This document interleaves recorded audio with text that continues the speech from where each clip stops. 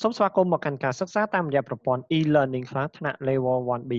ញ្ចឹងថ្ងៃនេះលោកសិស្សនឹងមកធ្វើការកំណែទៅលើលំហាត់ក្នុងមេរៀនទី6របស់ពួកយើងអញ្ចឹងលោកសិស្សសង្ឃឹមថាពួកយើងបានធ្វើលំហាត់ក្នុងមេរៀនទី6ដែលលោកសិស្សបានផ្ញើឲ្យហើយឥឡូវតោះចាប់ផ្ដើមផ្ទៀងចម្លើយជាមួយលោកសិស្សទាំងអស់គ្នាអញ្ចឹងលំហាត់ទី1នេះគឺគ្រាន់តែយើងសួរខ្លួនឯងហើយអាចឆ្លើយខ្លួនឯងក៏បានដែរណាអញ្ចឹងទី1គឺសួរ你爸爸是律师吗你爸爸是律师吗តើប៉ារបស់អ្នកគឺជាមេធាវីមែនទេចឹងបើសិនជាមែនយើងឆ្លើយថា是ឬយើងដាក់អក្សរចឹងត្រឹមត្រូវនៅកន្លែងអក្សរ是បើមិនមែនទេយើងដាក់អក្សរចឹងនៅកន្លែង不是ណានៅកន្លែង不是ទៅពេល你妈妈是老师吗你妈妈是老师吗អីគេ老师គឺគ្រូចឹង你妈妈是老师吗តើម៉ាក់របស់អ្នកគឺជាគ្រូមែនទេតើម៉ាក់របស់អ្នកគឺជាគ្រូមែនទេចឹងកន្លែងនេះបើសិនជាគ្រូយើងដាក់ថាចឹងកន្លែងនេះមកបើមិនមែនទេ不是យើងដាក់ចឹងកន្លែងនេះមកចឹងកន្លែងនេះគឺយើងធ្វើដោយខ្លួនឯងបានគ្រាន់តែឥឡូវនេះលោកសិស្សសុំធ្វើការប្លូកន្លែងហ្នឹងហើយដោយសារកន្លែងនេះពួកយើងអាចឆ្លើយដោយខ្លួនឯងបានអូខេតោះចឹងមើលមកទី2ចឹងទី2នេះគឺជាឆ្លើយសំណួរណាគឺលំហាត់ឆ្លើយសំណួរឥឡូវសិស្សចាប់ផ្ដើមឆ្លើយមួយឲ្យពួកយើងស្ដាប់ទាំងអស់គ្នាតោះ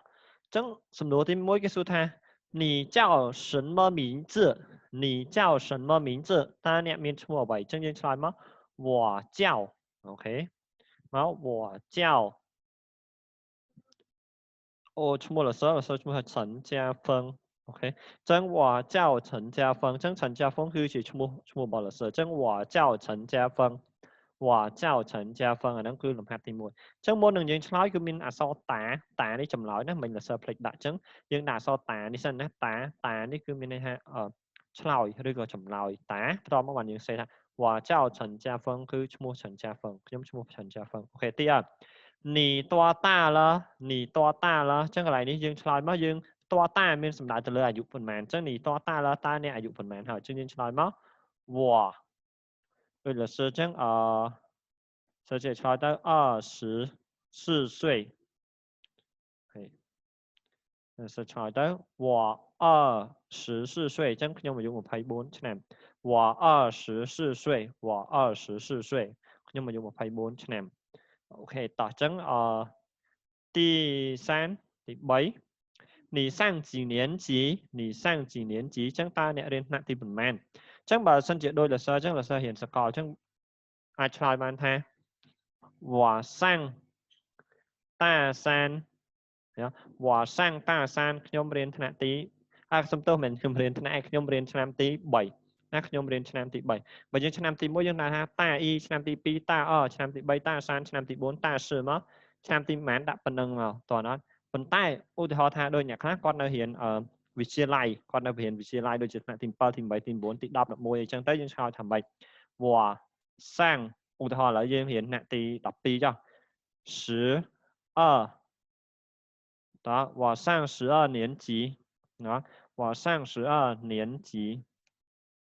我上12年级ខ្ញុំរៀនថ្នាក់ទី12 12 12 12អញ្ចឹងខ្ញុំរៀនថ្នាក់ទី12我上12年级អូខេតោះចាអាហ្នឹងបើសិនជាយើងរៀន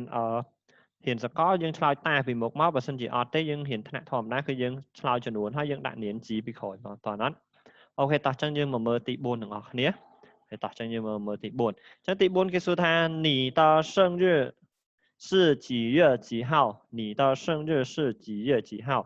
ញ្ចឹងយើងឆ្លើយមក我的生日是我的生日是我的生日是អញ្ចឹងខែកំណើតរបស់ខ្ញុំគឺខែម៉ានឧទាហរណ៍ដាក់ទៅ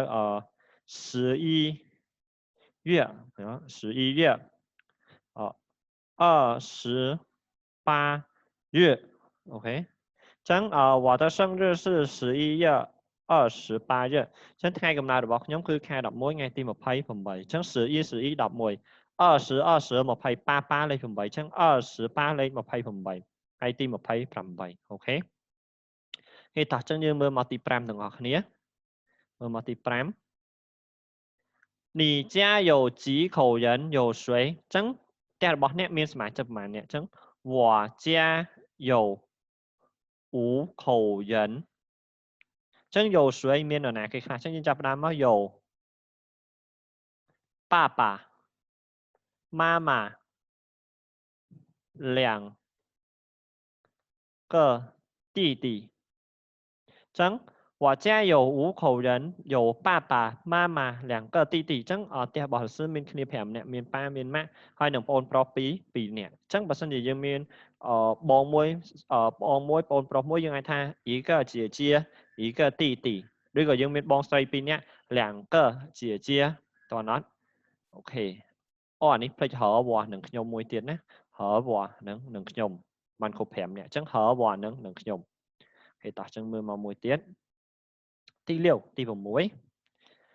你是哪国人ចឹងលោកសើជនជាតិខ្មែរចឹងលោកសើដាក់ថា我是柬埔寨人我是柬埔寨人我是柬埔寨人ទី6ណា我是柬埔寨ជនជាតិខ្មែរ我是柬埔寨人ខ្ញុំគឺជាជនជាតិខ្មែរអូខេតោះទី7你爸爸工作吗我爸爸工作我爸爸工作ចឹងគេសួរថា你爸爸工作吗我爸爸工作ប៉ារបស់ខ្ញុំធ្វើការ我爸爸工作ប៉ារបស់ខ្ញុំធ្វើការអូខេចឹងគេសួរថា你妈妈工作吗ចឹងកន្លែងនេះយើងឆ្លើយមកថា我妈妈工作我妈妈工作ឬក៏យើងអាចថាបើសិនជាម៉ាក់នៅផ្ទះយើងនិយាយថា我妈妈在家我妈妈在家ម៉ាក់ខ្ញុំនៅផ្ទះ我妈妈在家ឬក៏យើងមិនថា我妈妈在家ឬក៏我妈妈工作អាហ្នឹងអាស្រ័យទៅលើថាគាត់នៅកន្លែងណាមានថាគាត់ធ្វើការអត់បើគាត់ធ្វើការឬក៏គាត់នៅតែផ្ទះអាហ្នឹងអាស្រ័យលើយើងអ្នកដាក់ណាអូខេតោះ你家住在哪儿你家住在哪ចឹងផ្ទះរបស់អ្នករស់នៅឯណាចឹងផ្ទះរបស់អ្នកនៅកន្លែងណានិយាយសួរស្ដាប់ចឹង我家住在你家住在哪我家住在金边ចឹងលោកសើនៅភ្នំពេញលោកសើថា我家住在金边我家住在金边អូខេតោះចឹងយើងមើលមកលេខទូរស័ព្ទទាំងអស់គ្នាចឹងលំហាត់សំណួរទី10គេសួរ你家的电话号码是多少ចឹង你家的电话号码是多少បើថាតើផ្ទះរបស់អ្នកមានលេខទូរស័ព្ទលេខប៉ុន្មានឬក៏មួយទៀតតើលេខទូរស័ព្ទរបស់ផ្ទះអ្នកគឺប៉ុន្មាន多少多少បើថាប៉ុន្មានចឹងតើលេខទូរស័ព្ទផ្ទះអ្នកគឺប៉ុន្មានអូខេចឹង我家的电话号码是096919955โอเค我家的电话号码是096919955អូខេចានេះគឺលំហាត់ឆ្លើយសំណួរ answer វាអញ្ចឹងឥឡូវលោកសិស្សឆ្លើយហើយអញ្ចឹងអ្វីដែលពួកយើងបានឆ្លើយហើយសិស្សសង្ឃឹមថាពួកយើងនឹងថតផ្ញើលោកសិស្សមើលដើម្បីលោកសិស្សធ្វើការកំណែកន្លែងណាដែលពួកយើងខុសឬក៏ខ្វះខាតកន្លែងណាសិស្សអាចកំណែឲ្យបានអូខេឥឡូវយើងបន្តមកលំហាត់មួយទៀតគឺលំហាត់ listening ណាគឺបន្តមកលំហាត់មួយទៀតគឺលំហាត់ listening តោះអញ្ចឹងលោកសិស្សចាប់ផ្ដើមចាក់ listening ឲ្យពួកយើងស្ដាប់ទាំងអស់គ្នាហ្មងទៅ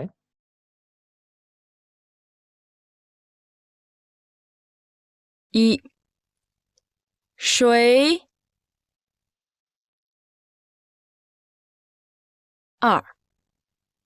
酒三走四掏五手六高七秀八楼九球十肉11摇12溜 អូខេឥឡូវលសសូមធ្វើការចាក់ listening នឹងឲ្យពួកយើងស្ដាប់ម្ដងទៀតដើម្បីកាន់តែច្បាស់តែម្ដង1水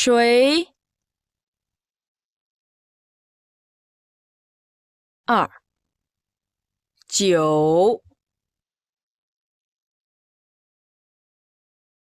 3走4掏5手6高7秀8楼9球10肉11摇12溜 អូខេឥឡូវក្រោយពីពួកយើងបានស្ដាប់ចោលឥឡូវសសូមកំណែទៅលើលំហាត់នឹងតែម្ដងអញ្ចឹងទី1គឺ水ណាគឺសលេងទី2គឺយើងអានថា水អូខេតោះទី2酒អូខេទី3走ទី3សឹងយកសលេងទី3ដូចគ្នាណាថោគឺសលេងទី1ណា手是欧手第6高歌凹高是优秀คือสเลงที่4นะ秀好第8楼好第9球คือสเลงที่2นะ球好第10肉日欧肉คือสเลงที่4นะ肉好第11咬一凹咬第3声咬好第12了又溜就是第一声溜就是第一声溜គឺសលេងទី1អូខេតោះអញ្ចឹងក្រោយពីស្ដាប់ក៏ដូចជាការធ្វើនៅលំហាត់ listening ចប់ឥឡូវយើងសូមបន្តទៅមួយទៀតតោះអញ្ចឹងកន្លែងនេះលសសុំកែទៅខាងលើមុនណាលសសុំកែខាងលើមុនអញ្ចឹងយើងចាប់ដើមពីទី2មកអញ្ចឹងយើងចាប់ដើមពីទី2មកអញ្ចឹងទី2នេះគឺគេដាក់ថា护士然后加拿大អញ្ចឹង护士យើងអាចនិយាយថាមើលទៅគឺរូបមនុស្សស្រីត្រូវអត់មើលទៅគឺរូបមនុស្សស្រីអញ្ចឹងយើងដាក់មកថា是ថាជាមនុស្សស្រីណាថា是护士他是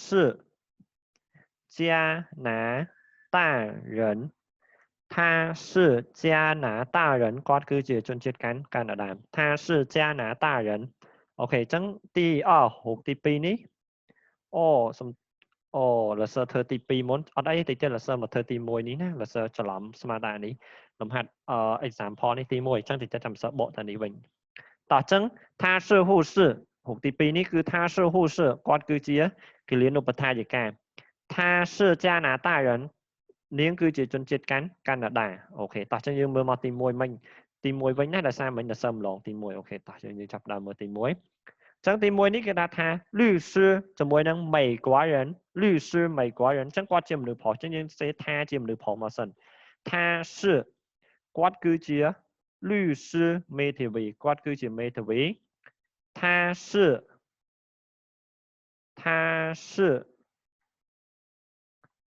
អញ្ចឹង他是美国人他是美国人គាត់គឺជាជនជាតិអាមេរិក他是美国人他是律师គាត់គឺជាមេធាវី他是美国人គាត់គឺជាជនជាតិអាមេរិកអូខេតោះទី30មើលលេខ3 មើលមកទី3ទាំងអស់គ្នាណាមើលមកទី3អញ្ចឹងតមើលអ្នកបើកឡាននេះគឺជាមនុស្សផលអញ្ចឹងក្នុងនេះគេដាក់ថា司机ជាមួយនឹង日本人អញ្ចឹង司机យើងបកថាតកងឡានអញ្ចឹងគាត់គឺជាអ្នកគេគាត់គឺជាតកងឡានអញ្ចឹងយើងដាក់មក他是ថាប្រុសណាក៏ប្រយ័ត្នថាប្រុស他是司机他是司机他是日本人他是日本人គាត់គឺជាជនជាតិជប៉ុនណាគាត់គឺជាជនជាតិជប៉ុន他是司机他是日本人អូខេតោះขั้นទី4មើលមកទី4ទាំងអស់គ្នាអញ្ចឹងទី4គេដាក់ជីងលីជាមួយនឹងហ្វាកួរ៉ិនអញ្ចឹងគាត់ជាមនុស្សផុសទៀតហើយអញ្ចឹងសេថាជាមនុស្សផុសសិនតមក4គឺជាជីងលី他是经理他是经理他是法国人他是法国人គាត់គឺជាជនជាតិបារាំង他是法国人គាត់គឺជាជនជាតិបារាំងអញ្ចឹង他是经理គាត់គឺជាអ្នកគ្រប់គ្រង他是法国人គាត់គឺជាជនជាតិបារាំងណាគាត់គឺជាជនជាតិបារាំង法国人ជនជាតិបារាំងអូខេតោះមើលទី5ទី5យើងឃើញមនុស្សស្រីអញ្ចឹងមនុស្សស្រីគឺថាស្រីយើងសេថាស្រីមកសិនបន្តមកទៀតបន្តមកយើងមើលអក្សរមីស៊ូអីគេមីស៊ូគឺលេខាអញ្ចឹងថាមីស៊ូថាមីស៊ូគាត់ជាជនជាតិអីគេអញ្ចឹងយើងសេថាស្រីមកថា德国人他是德国人ជនជាតិអាល្លឺម៉ង់អញ្ចឹងគាត់គឺនាងគឺជាលេខានាងគឺជាជនជាតិអាល្លឺម៉ង់他是秘书他是德国人他是德国人អូខេតោះឥឡូវយើងមើលមកទី6ទាំងអស់គ្នាមើលមកទី6អញ្ចឹងទី6គឺរូបមនុស្សផុសហើយគាត់ដាក់ថាអ៊ីសឹងអ៊ីងក្វរ៉ិនអូខេអញ្ចឹងចាប់ផ្ដើមថាមនុស្សផុសសិនថាបន្តមកទៀត他是医生他是医生ថាបន្តមកទៀតគាត់គឺជាជនជាតិអង់គ្លេសអញ្ចឹងថា是英国人他是英国人គាត់គឺជាជនជាតិអង់គ្លេស他是医生他是英国人គាត់គឺជាជនជាតិអង់គ្លេសតោះអូខេអញ្ចឹងលំហាត់លេខ7 speaking ចាប់ប៉ុណ្ណឹងឥឡូវយើងចាប់ផ្ដើមមកយកពាក្យមកបង្កើតជា sentence ក៏ដូចជា question ណាអញ្ចឹងកន្លែងនេះគឺគេឲ្យយើងធ្វើជា question ឲ្យយើងធ្វើជាសំណួរណាគេឲ្យយើងយកមកធ្វើជាសំណួរអូខេតោះអញ្ចឹង老师ចាប់ដើមធ្វើអញ្ចឹងកន្លែងនេះគេដាក់ថា什么老师អាចសរសេរបានថា你叫什么名字你叫什么名字តើអ្នកមានឈ្មោះអ្វី你叫什么名字តើអ្នកមានឈ្មោះអ្វីអូខេតោះទី2គឺจีនឹងប៉ុន្មានអញ្ចឹងអូខេតោះเราចាប់ផ្ដើមមកទៅ现在几点了现在几点了几នឹងបកថាប៉ុន្មានអញ្ចឹង现在几点了现在几点了តើឥឡូវនេះម៉ោងប៉ុន្មានហើយ现在几点了តើឥឡូវនេះម៉ោងប៉ុន្មានហើយអូខេអញ្ចឹងតោះយើងមើលមកទី3ណា国人តើជនជាតិណាអញ្ចឹងយើងសួរថា他是哪国人他是哪国人តើគាត់គឺជាជនជាតិណាឬក៏តើគាត់គឺជាជនជាតិអ្វី他是哪国人ចឹងណានឹងឯណាអញ្ចឹងយើងអាចថា你住在哪儿你住在哪儿តើអ្នករស់នៅឯណា你住在哪儿តើអ្នករស់នៅឯណា你住在哪តើអ្នករស់នៅឯណាអូខេតោះចឹងយើងមើលមកទី5ម៉ាចឹងយើងសួរថា今天是星期五吗今天是星期五吗តើថ្ងៃនេះគឺជាថ្ងៃសុក្រមែនទេ今天是星期五吗តើថ្ងៃនេះគឺជាថ្ងៃសុក្រមែនទេអូខេអញ្ចឹងម៉ាមួយទៀតខាងក្រោមចុងក្រោយគេហើយអញ្ចឹង水នឹងបកថានរណាអញ្ចឹងយើងថា他是谁他是谁តើគាត់គឺជានរណា他是谁តើគាត់គឺជានរណាអូខេបើសិនជាយើងមានអីប្លែកដែលក្នុងការបង្កើតប្រយោគអត់ដឹងថាត្រូវឬខុសពេលដែលពួកយើងសរសេរហើយគឺថតចូលមកផ្ញើលសើមកលសើធ្វើការកំណែក៏ដូចជាមើលឲ្យបន្ថែមទៀតអូខេអ្វីដែលលសើកំណែគឺមានប៉ុណ្ណឹងបន្តមកទៀតឥឡូវយើងបន្តទៅមួយទៀតត តោះគឺយើងបន្តទៅមួយទៀតអូខេអញ្ចឹងលំហាត់ទី9នេះគឺលំហាត់ listening ដដែលឥឡូវលោកសិស្សនឹងចាក់ listening ឲ្យពួកយើងស្ដាប់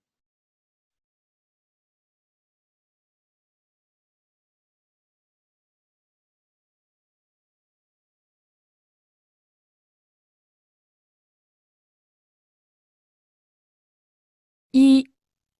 她是独生女吗？不是，他有一个哥哥。二，你今年上几年级？我上6年级。三，你家住在哪儿？我家住在北京。四，今天几月几号5月10号。五，你爸爸工作吗？他工作。六，你妈妈做什么工作？他是老师。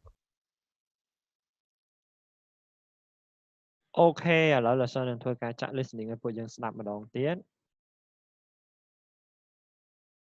一，她是独生女吗？不是，他有一个哥哥。二，你今年上几年级？我上6年级。三，你家住在哪儿？我家住在北京。四，今天几月几号5月10号。五，你爸爸工作吗？他工作。六，你妈妈做什么工作？他是老师。អូខេឥឡូវក្រោយពីស្ដាប់ listening ចប់លោកសិស្សសូមធ្វើការកំណែទៅមកអញ្ចឹងទី我们选择 C 第一我们选择 C អញ្ចឹងទី1គឺយើងជ្រើសរើសចូលចម្លើយ C 他有一个哥哥他有一个哥哥好然后第二我们选择 B ជ្រើសរើសយកចម្លើយ B 我上6年级我上6年级然后第三选择 C 第3គឺជ្រើសរើសយកចម្លើយ C我家住在北京我家住在北京好第四也选择 C 第4ក៏ជ្រើសរើសយកចម្លើយ C ដែរ5月10号5月10号好第5就是选择 B ជ្រើសរើសយកចម្លើយ B 我爸爸工作我爸爸工作គឺជ្រើសរើសយកចម្លើយ B 好第6也选择 B អញ្ចឹងទី6នេះក៏ជ្រើសរើសយកចម្លើយ B ដែរ我妈妈是老师我妈妈是老师អូខេអញ្ចឹងចម្លើយមានប៉ុណ្ណឹងបើសិនជាយើងមានអីឆ្ងល់អាចសួរលោកសិស្សបន្ថែមបានអូខេអញ្ចឹងយើងបន្តទៅមួយទៀតអញ្ចឹងមួយនេះគឺលំហាត់practice របស់យើងគឺ speaking practice អញ្ចឹងកន្លែងនេះលោកសិស្សអានឲ្យពួកយើងស្ដាប់ម្ដងទៀតហើយលោកសិស្សសង្ឃឹមថាពួកយើងនឹងធ្វើការបកប្រែទៅលើអត្ថបទហ្នឹងបន្តមកថតផ្ញើលោកសិស្សមកលោកសិស្សជួយកំណែឲ្យពួកយើងតោះអញ្ចឹងចាប់ផ្ដើម你有兄弟姐妹吗你有兄弟姐妹吗没有没有我是独生女我是独生女你呢你呢我有一个弟弟我有一个弟弟你弟弟几岁了你弟弟几岁了5岁5岁你爸爸工作吗你爸爸工作吗工作工作他是律师他是律师你爸爸呢你爸爸呢他是老师他他是老师អូខេអញ្ចឹងពួកយើងព្យាយាមអានឲ្យបានច្រើនដងបន្តិចណាតោះឥឡូវយើងបន្តមកលំហាត់មួយទៀតគឺលំហាត់ចុងក្រោយរបស់យើងគឺលំហាត់ listening អញ្ចឹងលោកសិស្សនឹងធ្វើការចាក់ listening នៅក្នុងលំហាត់នឹងឲ្យពួកយើងស្ដាប់ដែរ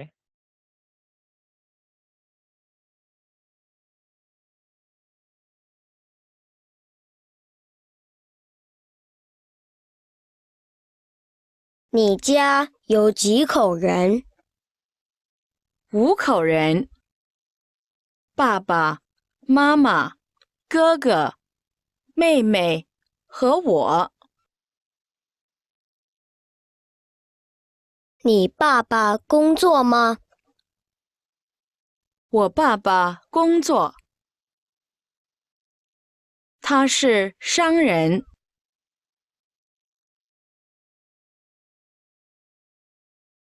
你妈妈工作吗？ 他不工作。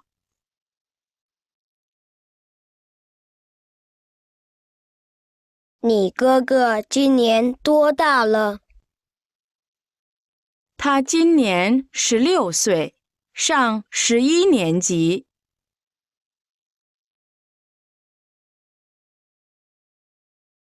你妹妹几岁了？ 他6岁，上小学1年级。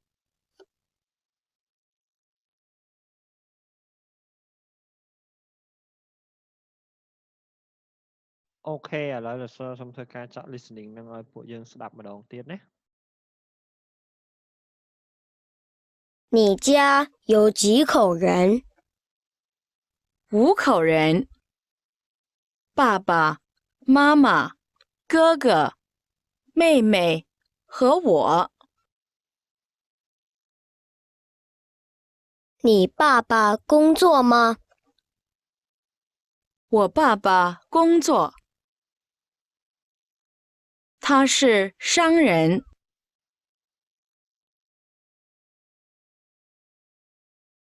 你妈妈工作吗？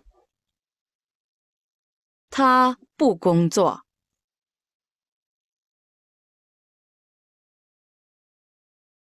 你哥哥今年多大了？ 他今年16岁，上11年级。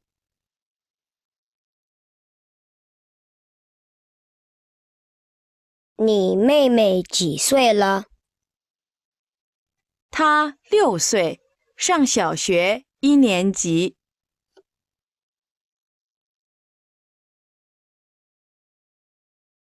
អូខេឥឡូវក្រោយពីពួកយើងបានស្ដាប់នៅ listening នឹងហើយឥឡូវលោកសិស្សសូមធ្វើការកំណែឲ្យពួកយើងតែម្ដងណាអញ្ចឹងអានេះដោយសារលើកុំព្យូទ័រលោកសិស្សពិបាកសរសេរអញ្ចឹងលោកសិស្សសូមថែបជាអក្សរថែបហើយលោកសិស្សផ្លាស់ទីមកកន្លែងនីមួយៗតោះអញ្ចឹងទីថាជាយោជីខូរិនអូលោកសិស្សសូមនិយាយតិចមិញ listening ហ្នឹងគឺ listening ដែលគឺជាសន្ទនាបន្តមកទៀតពីទីតទីលាវមានន័យថាទី1ដល់ទី6នេះគឺសំណួរនៅក្នុងសន្ទនានីមួយៗគេអត់បញ្ជាក់យើងថាទី e សួរពីអីទី r សួរពីអីទេគឺគេដេញមករហូតអញ្ចឹងយើងត្រូវព្យាយាមស្ដាប់ថាមួយណាដែលនៅក្នុងសំណួរទាំង6នេះមានតោះណាតោះឥឡូវលោកសិស្សធ្វើការកំណែឲ្យអញ្ចឹងគេសួរថាជាយោជីខូរិនអញ្ចឹងមិញផ្ទះរបស់គេមានគ្នាម្នាក់គឺ5口人ណា5口人អញ្ចឹងយើងអាចដាក់ថា他家有5口人បើសិនជាខាងក្រោយនេះគេថា有谁បានយើងចាប់ផ្ដើមរៀបរាប់មកទៀតមក有爸爸有妈妈មានអីផ្សេងទៀតប៉ុន្តែក្នុងនេះគេអត់មានសួរថា有谁ទេគេសួរថាមានតែប្រមាណអ្នកអញ្ចឹងយើងដាក់តា5口人មកបានហើយអូខេតោះអញ្ចឹងមើលទី2第2爸爸做什么工作他爸爸做什么工作អញ្ចឹងគេសួរថាប៉ានាងធ្វើការងារអ្វីប៉ានាងធ្វើការងារអ្វីគឺអីគេ商人他爸爸是商人ប៉ារបស់គាត់គឺពាណិជ្ជករឬក៏អ្នករកស៊ីណា他爸爸是商人他爸爸是商人ឬក៏យើងសេតែ商人នៅក្នុងនឹងទទេក៏បានដែរមិនសេវែងពេកណា商人អញ្ចឹងមកអូខេតោះទី3他哥哥多大了他哥哥多大了តើបងប្រុសនាងនឹងអាយុប៉ុន្មានហើយបងប្រុសនាងនឹងអាយុប៉ុន្មានហើយអញ្ចឹង16岁អាយុប៉ុន្មាន16岁គឺអាយុ16ឆ្នាំ他哥哥16岁他哥哥16岁了អញ្ចឹងបងប្រុសរបស់នាងគឺអាយុ16ឆ្នាំហើយទី4他哥哥今年上几年级ចឹង他哥哥បងប្រុសនាង今年ឆ្នាំនេះ上几年级រៀនថ្នាក់ទីប៉ុន្មានចឹងរៀនថ្នាក់ទីប៉ុន្មាន11年级11年级គឺថ្នាក់ទី10 11យើងអាចដាក់កាត់ចឹងមកបើសិនជាវាវែងពេកពិបាកសរសេរក្នុងប្រអប់ណា他哥哥今年上几年级11年级11年级ថ្នាក់ទី10 11អូខេតោះចឹងយើងមើលមកលំហាត់ទី5他妹妹今年几岁了អូនស្រីរបស់នាងឆ្នាំនេះអាយុប៉ុន្មានហើយអញ្ចឹង6岁អាយុ6ឆ្នាំ他妹妹今年6岁了អូនស្រីរបស់នាងឆ្នាំនេះអាយុ6ឆ្នាំហើយ他6岁了អាយុ6ឆ្នាំហើយអូខេ好来我们到第6អញ្ចឹងយើងមកមើលទី6他妹妹是中学生吗តើបងអូនស្រីរបស់នាងគឺជាសិស្សអនុវិទ្យាល័យមែនទេអញ្ចឹងក្នុងនោះគេបញ្ជាក់ថាមិនមែនទេ不是ណាអញ្ចឹងយើងសរសេរមកថា不是មិនមែនទេ不是មិនមែនអញ្ចឹងគាត់រៀនអីគេ小学生អូខេយើងដាក់កាត់ចឹងមកបានហើយណា他妹妹是中学生吗不是មិនមែនទេ小学生សិស្សបឋមសិក្សាណា小学生អូខេអញ្ចឹងការកំណែលសើក៏ចប់ត្រឹមហ្នឹងអញ្ចឹងបើសិនជាពួកយើងមានអ្វីដែលឆ្ងល់ដែលអត់ច្បាស់អាចឆាតមកសួរសើបញ្ជាក់បន្ថែមបានអញ្ចឹងការកំណែលសើក៏ចាប់ប៉ុណ្ណឹងសង្ឃឹមថាពួកយើងនឹងព្យាយាមរៀនបន្ថែមទៀតដោយខ្លួនឯងហើយបើសិនជាមានអីឆ្ងល់តាក់ទងមួយមេរៀនគឺអាចឆាតមកសួរសើបានណាកុំខ្លាចសើព្យាយាមធ្វើឲ្យសួរសើឲ្យបានច្រើនបានពួកយើងឆាប់ចេះ好的再见